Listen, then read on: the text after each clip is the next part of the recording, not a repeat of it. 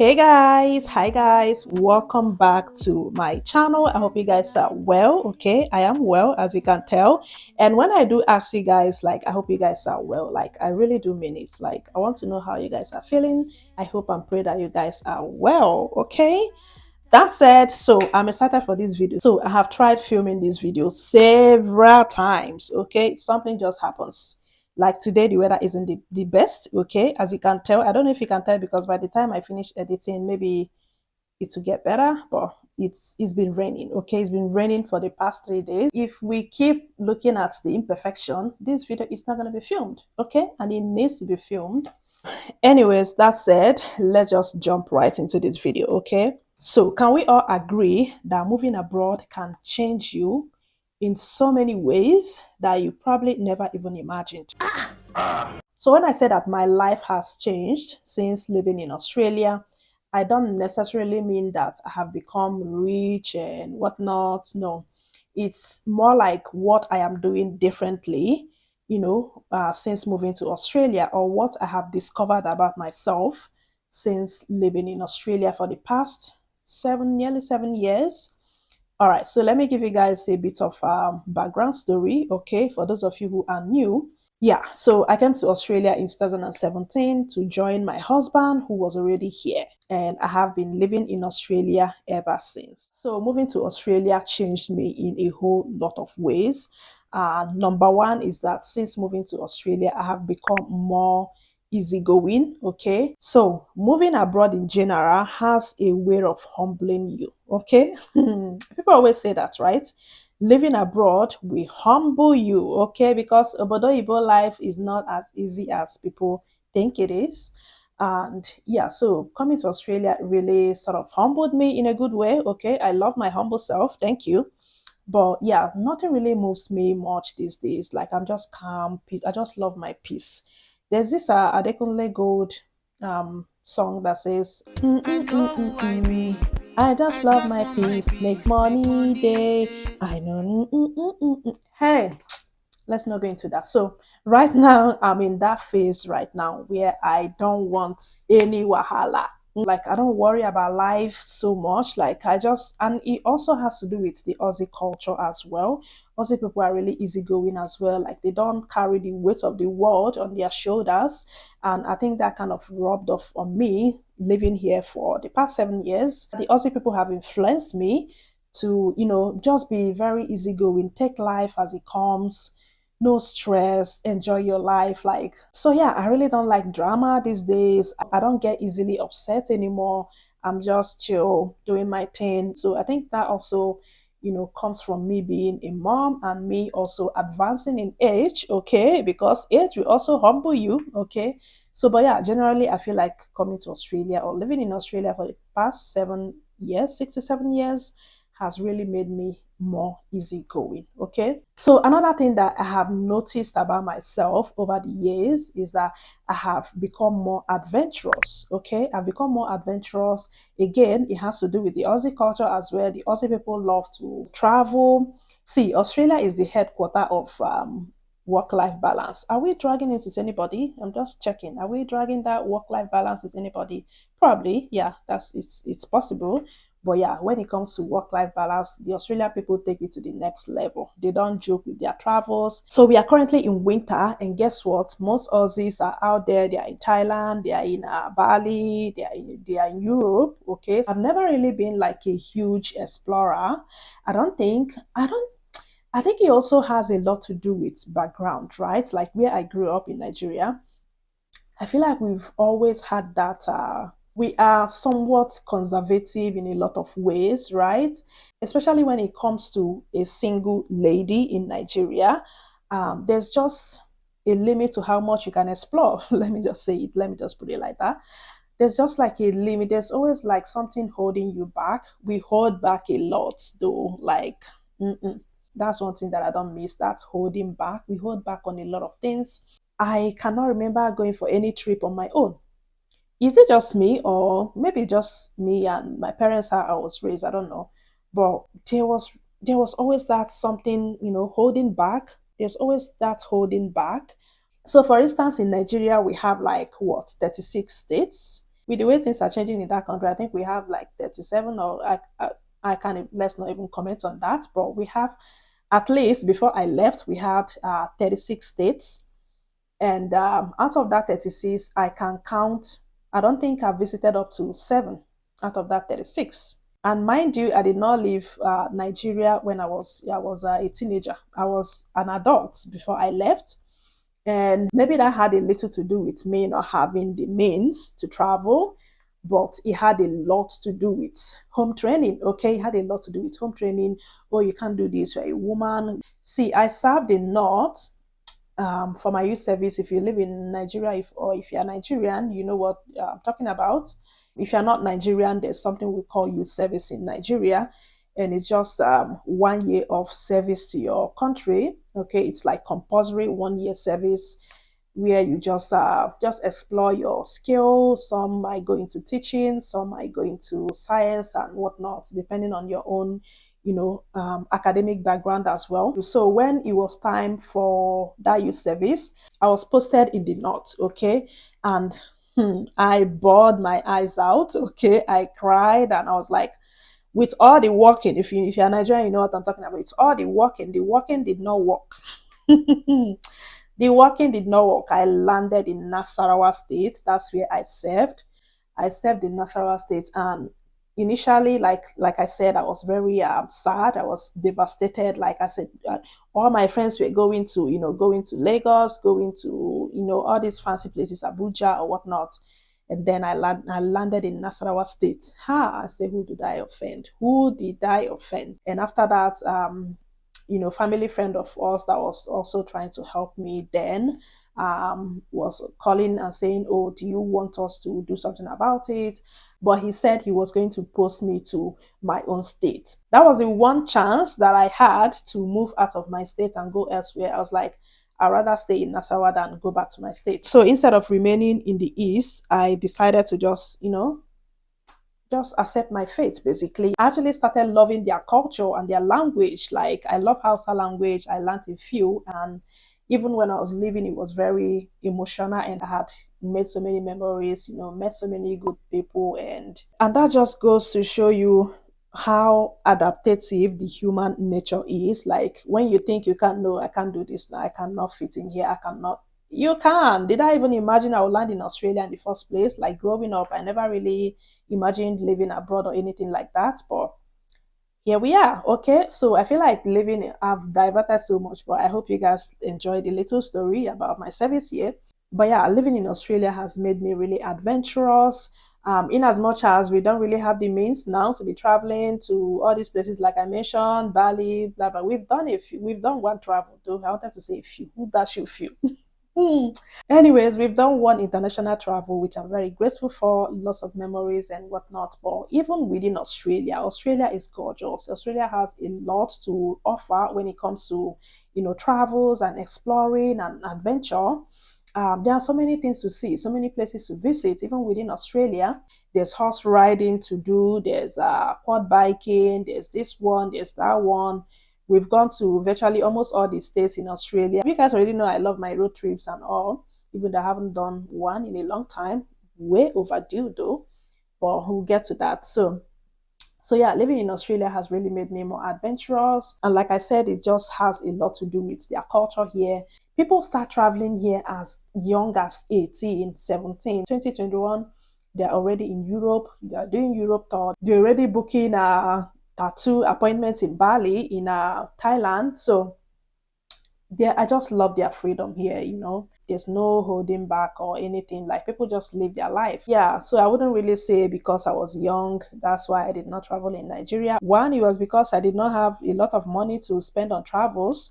And two, because of home training. Even when I had the money to travel, I could not just carry my bag and go because, again, home training. Okay, if you're African, you understand, right? And so another thing that I discovered or learned about myself over the years is that I have become okay with not having so many friends, right? Because growing up in Nigeria, I had friends group, not just friends. I had groups of friends. I'll have like school group friends. I'll have like church group friends, like choir group church. I used to be in choir. Yeah, I used to be a chorister. Okay, so I had friends group from different, all like different areas. Okay, and even out of those friendship groups, I still had like like individual friends, like I had best friends, and so there was always people around me. So again, I had so many cousins. Okay, I had like I have not had English. I have up to 36 cousins, right? I have up to 36 cousins, male, female, like so I came from a big extended family, right? So I have always had someone, like not just someone, like I've always had people around me. And moving to Australia has made me discover that nobody is irreplaceable. Oh. Let me just put it like that. You know how you feel like you can't do with this particular person, you like you've built this friendship or this relationship for so long. Trust me, you can. You have no idea what we are capable of as a human being. So yeah, so that's one thing that still shocks me, right? Because I came from a place where I had so many support, and going from that amount of support to coming here where I barely have any support, okay, it just it just baffles me sometimes. Like, how did I survive? How am I surviving? Like, naturally, I'm someone that is friendly, right? If you've met me in real life, I like to be friendly. I might not be the most extroverted person, but I try to be nice to people. I try to be, I try to be respectful. I try to be friendly. But yeah, that still doesn't mean that you are going to make friends quickly, because I don't know how to explain the friendship here, to be very honest. Like, you meet people at the park, because I have kids, and when we go to the park, sometimes I meet like not necessarily a Nigerian person, like an African person, or even white people, or even from Asia, from wherever. I meet people, and then we kind of we vibe and whatnot, and then we exchange numbers, and we just get stuck on WhatsApp. We get stuck on WhatsApp status. There are some people that I've met that we don't really chat like that. We just view each other's WhatsApp status, and that's where it ends. Like, people are just busy with life, with whatnot. Like, it's not friendship is something that you have to be really intentional about. Okay, and I am being very intentional as well. Me not having a lot of friends also comes from me being intentional. I've had my fair share of friendship brouhaha. I've had my fair share of friendship wahala, okay, back home. So coming here, it was like I knew what I did not want. Like, in as much as I might not, when it comes to friendship, I can't say that I know exactly what I want in friendship, because people are not just robots that you say, use sand and create your own now. So I can't really say this is exactly what I want in a friend. The friend must be this, must be that. But what I do know though is what I don't want. Okay. I've met so many people here that I could have been friends with, but then I look at their, should I say that I'm judgmental? Not really. It just means that I'm very like I said, very intentional. I don't judge people, but I know the kind of people that I want to surround myself with. Okay. I've had friends before, not friends that I made on my own though, like inherited friends, I like to call it, like my husband's friends, automatically they somehow becomes your friend. So I I know exactly what I don't want when it comes to friendship. And so it becomes a bit hard for me to let go of sort, like I have values, like I'm someone that clings to my values so tightly, okay? And I don't want to compromise on certain things, and I'm very careful. I'm someone that can follow somebody like a sheep, okay? Growing up, I had, how I explained that I had so many friends, right? I had one friend that I was again following like a sheep. I have once followed a friend to her boyfriend's place. Okay. I am someone that is very loyal. Okay. When it comes to friendship, relationship, whatever, you can count on me anytime. Okay. I'm someone that is very loyal. Like, almost, not almost, I can be loyal to a fault. Okay. I'm someone that if you have me as a friend, I'll always be there. Like I'll always be there when you need me, like this, at your call and beckon. And that has a very huge price. Okay, it has a price. Okay, because people tend to take you for granted. People try to use you. I wouldn't just let anybody in my corner anymore. Maybe I have like two people that I can call my friends in the whole of Australia. Okay, but I don't feel like I'm lacking anything. I don't feel like, oh, my life is coming. I actually enjoy my peace. I just want my peace, make money day. Because at this my big age, I don't think I'm chasing friendship and whatnot. I feel like God will bring people my way that would add value to my life, people that will be deserving of my loyalty. So that's just where I stand for now.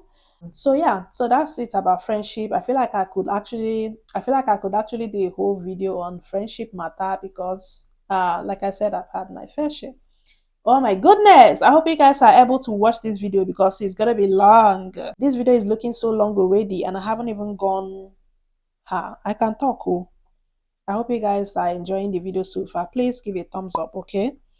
So another thing that I noticed about myself is that I've become more handy. I've become a handy person since moving to Australia.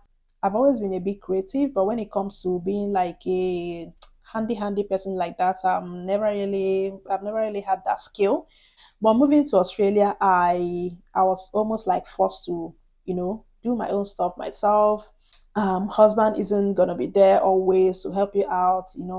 I can say that I've become more independent, right? Let's just put it that way. I've become more independent, more handy. I can get things done myself. I can look after myself, look after my family, look after my kids. I can easily walk into a store, buy a toy or buy things and come home and fix it up myself. Okay. DIY also. DIY, I've been DIYing my life, okay, since moving to Australia. It's just something that nobody will teach you, nobody will tell you. Okay, nobody will tell you. See, I had a cut here. I just took out, I don't know if you guys can see. I don't know if you guys can see it properly, but I had a cut this morning because I was trying to also be a painter. I was trying to paint there were scratches on the wall and I just wanted to, repaint it and trying to open the paint container. I mistakenly, cut my finger with the knife. I was using the knife to open up with paint. When it's dry, it becomes a bit hard to, lift the container lid.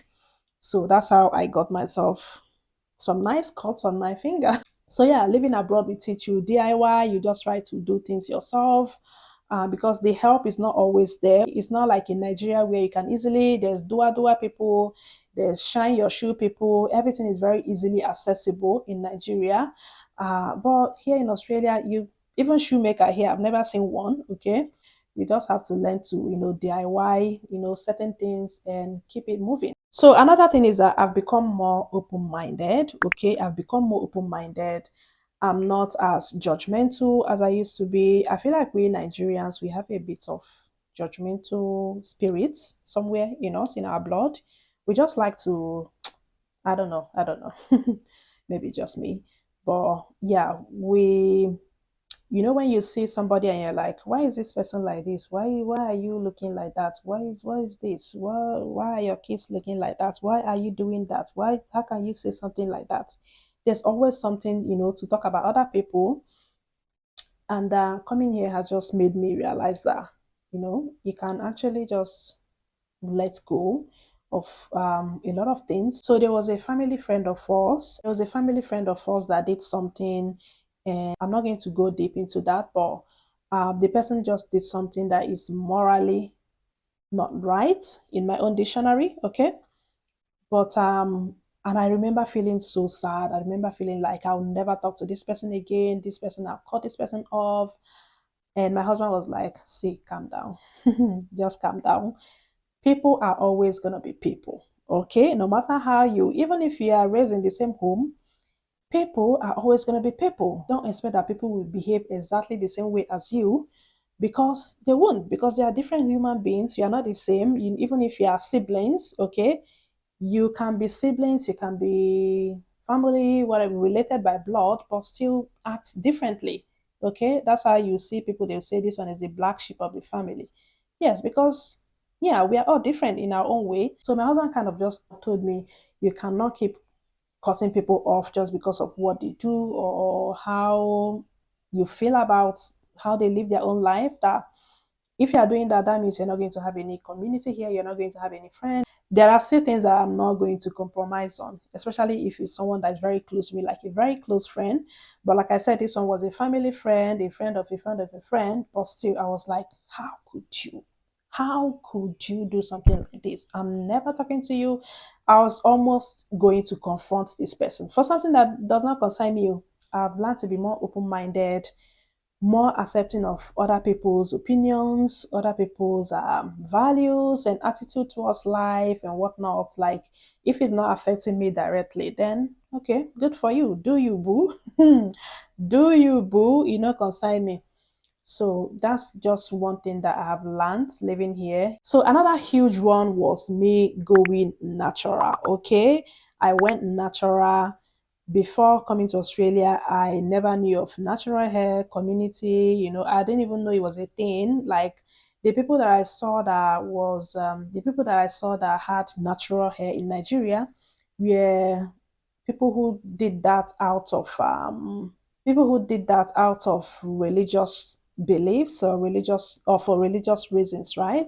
Like the deeper life church people, they had this belief that you relaxing your hair is a sin because it means that you don't really like how God created you and you want to alter God's creation. How dare you alter God's creation? How dare you want to how dare you want to modify God's sculpture? Okay, you are good the way you are perfect the way God created you, and all of that. So I feel like natural hair movement is also like quite recent in Nigeria. I don't think it's always been like that. So while I was in Nigeria, I don't really, think that natural hair was like a thing, like a whole movement. Okay. So when I came here, I was watching natural hair videos, mostly people from the US. I started hearing things like Big Chop, TWA, transitioning, all of these are natural hair terms. I actually started hearing that here through videos, YouTube videos that I was watching people in America, doing their hair. I even learned to do my own hair. So I went natural. And I think one of the first videos on my YouTube, actually the first video I ever posted on YouTube was a natural hair video, me cutting my natural hair, going natural basically. And it was like a slideshow, not a whole video, like a slideshow of pictures of me cutting my hair and whatnot. So that was my first video, and I started from there. I started learning also how to do my own hair. I felt like that was magic, watching them on YouTube doing that. I was like, this is magic, pure magic. How can you do your own hair? Are you from the marine spirit? So yeah, I started learning how to do my own hair, and obviously I've also, graduated to doing my kids' hair as well. And it's just one of those things that moving abroad made me, made or forced me to go into, because I don't think if I was in Nigeria I would be doing natural hair. I doubt. Maybe, but I highly doubt it. So the last one is that I became more resilient. Okay. There's just this quechiri mentality that you have when you move to a new country, when you move abroad, right? And I think it comes from you, being aware of the struggles from where you are coming from. Okay. I think that's where that quechiri, as quechiri simply means never giving up. That's quechiri. That's an Igbo term for not giving up. So moving abroad has just given me that Kwichiri mentality, that resilient, mentality. You have this mindset shift. You have this never giving up attitude, because if you don't make it here, where are you going to make it? If you don't make it here, is it where you're coming from that you make it? And why did you live where you were? If things were working for you where you were, why did you move? So it's almost like you move here and you're like, now that you are here, there's no going back, there's no giving up. We are here like Wechiri, we die here. So basically, these are just a few things that I have discovered about myself since moving to Australia. Like I said, I've become more easygoing, I've become more adventurous, I've become more open-minded, I've become more independent. See, I've done my own omugo twice, okay? Twice, not even once. I've done my own omugo twice. And it just makes you, in as much as all these things like this, doing things yourself and not having any help, in as much as it is very tasking, it is very emotionally draining, it also kind of empowers you, because right now I feel like if I can give birth twice and do my own omugo twice, there's nothing that I cannot do. So in as much as we find these things really hard and really stressful, it can also be very empowering, depending on how you tend to look at it. Okay, so moving to Australia has really changed my life in so many ways. I feel like I'm a better person. I feel like I've grown, I've developed more, I've matured more over the years, and I have no regrets really. I don't have any regrets. I would do this again and again. Like I would do this move over and over again. Like I wouldn't change a thing. I'm just very thankful. And yeah, so that's basically it for this video. I hope you guys did enjoy watching. More sit down video coming up, so do stay subscribed, okay? And yeah, let me know what has changed for you since moving to Australia.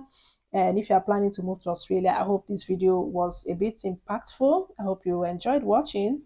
And if you did, please don't forget to give it a massive thumbs up. Don't forget to subscribe, join this channel for more videos. And I am going to catch you guys on the next one. Bye, guys. We all need someone to hold, a friend to light the way when the world starts to unfold through all the